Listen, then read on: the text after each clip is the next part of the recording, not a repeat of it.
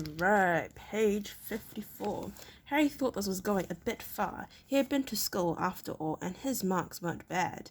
I know some things, he said. I can, do maths and stuff. Ugh.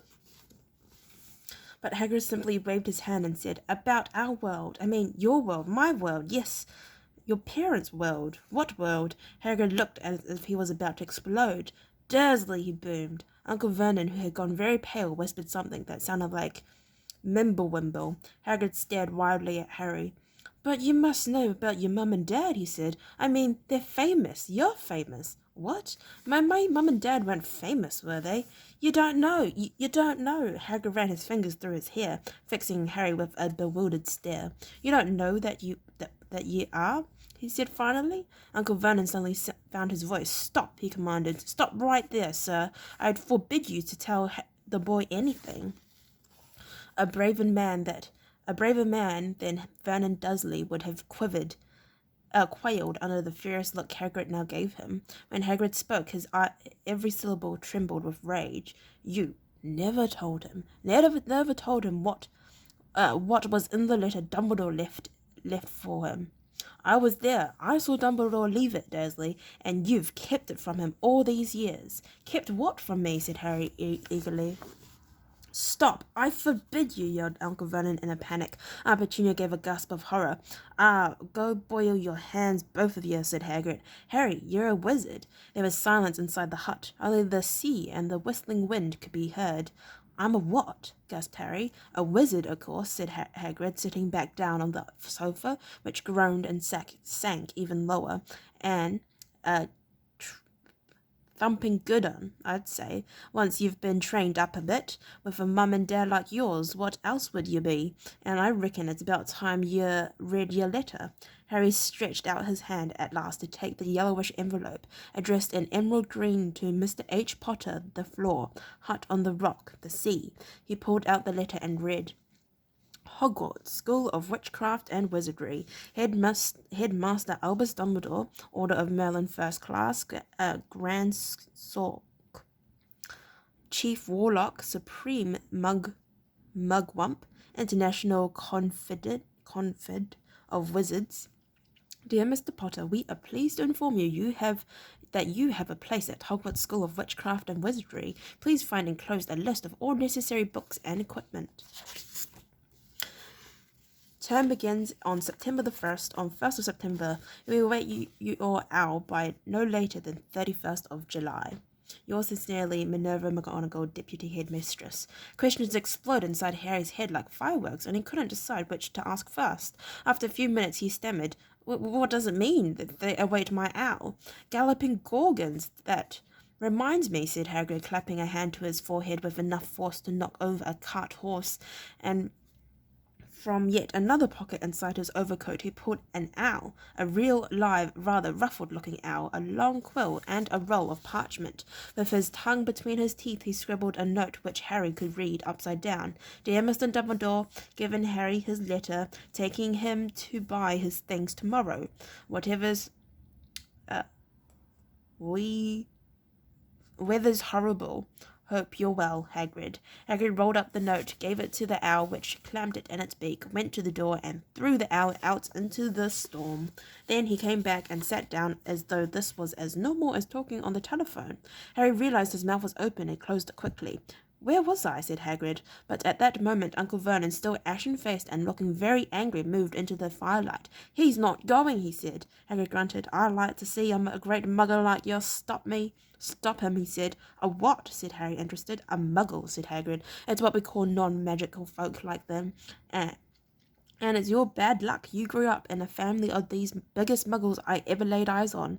We swore we would, when we took him in, we'd put a stop to that rubbish, said Uncle Vernon. Swore we'd stamp it out of him, wizard, indeed. You knew, said Harry. You knew. I'm a wizard. Knew, shrieked Aunt Petunia suddenly. Knew? Of course we knew. How could you not be? My dearest sister being what she was. Oh, she got a letter just like that and disappeared off to that school and came home every holiday with her pockets full of frog spawn, turning teacups into rats. I was the only one who saw her for what she was, a freak. But for my mother and father, oh no, it was Lily this and Lily that. They were proud of having a witch in the family. She stopped to draw a deep breath and then went ranting on. It seemed she had been wanting to say all this for years. Then she met that Potter at school, and they left and got married and had you. And of course I knew you'd be just the same, just as strange, just as abnormal. And then, if you please, she went and got herself blown up, and we got landed with you. Harry had gone very white. As soon as he found his voice, he said, "Blown up? You told me they died in a car crash." "Car crash?" roared Hagrid, jumping up so angrily that the Dursleys scuttled back to their corner. "How could a car crash kill Lily and James Potter? It's an outrage, a scandal. Harry Potter's not knowing his own story when every kid in our world knows his name." "But why? What happened?" Harry asked urgently. The anger faded from Hagrid's face. He looked suddenly anxious. "I never expected this," he said, in a low, worried voice. "I had no idea. When Dumbledore told me there might be trouble getting hold of you, how much you didn't know. Harry, I don't know if I'm the right person to tell you, but someone's gotta. You can't go off to Hogwarts not knowing." He threw a dirty look at the Dursleys. "Well, it's best you know as much as I can tell you. Mind, I can't tell you everything. It's a great mystery, parts of it." He sat down, stared into the fire for a few seconds, and then said, "It begins, I suppose, with a person called, but it's incredible you don't know his name. Everyone in our world knows." "Who?" "Well, I don't like saying his name if I can't help it. No one does. Why not? Gulping gargoyles, Harry. People are still scared. Blimey, this is difficult. See, there was this wizard who went bad. As bad as you could go. Worse than worse. His name was—" Hagrid gulped, but no words came out.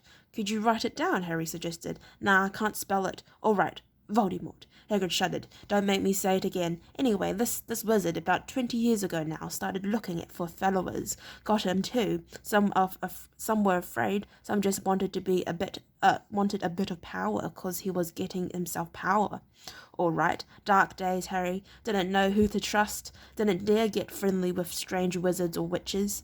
Terrible things happened. He was taking over, of course. Some stood up to him, and he killed him. Horribly. One of the only safe places left was Hogwarts. Reckon Dumbledore's the only one you know who was afraid of. Didn't dare to try taking the school. Not just then, anyway. Now, your mum and dad were as good a witch and wizard as I ever knew. Head boy and girl at Hogwarts in their days. Suppose the mystery is why you know who never tried to get him on his side before. Probably knew they were too close to Dumbledore to want anything to do with the dark side. Maybe he thought he could pressure him. Maybe he just wanted him out of the way. All anyone knows is he turned up on the doorstep in the village where you was all living on Halloween 10 years ago. You was just a year old. He came to your house and Hagrid suddenly pulled out a very dirty spotted handkerchief and blew his nose with a sound like a foghorn. "Sorry," he said, "but it's that sad. Near your mum and dad, and nice people you couldn't find anyway.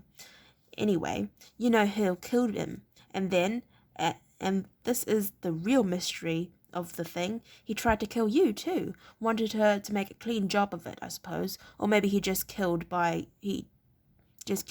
liked killing by then, but he couldn't do it. Never wondered how you got that mark on your forehead. That was no ordinary cut. That's what you get when a powerful evil curse touches you.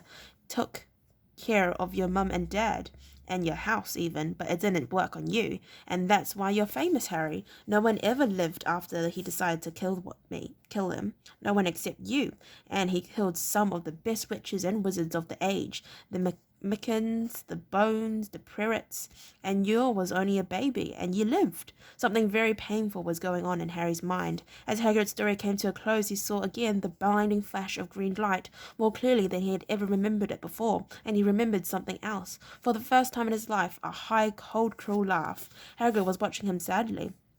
"Took you from the ruined house myself on Dumbledore's orders, brought you to this load of the tush," said Load of old tosh, said Uncle Vernon. Harry jumped. He had almost forgotten that the Dursleys were here.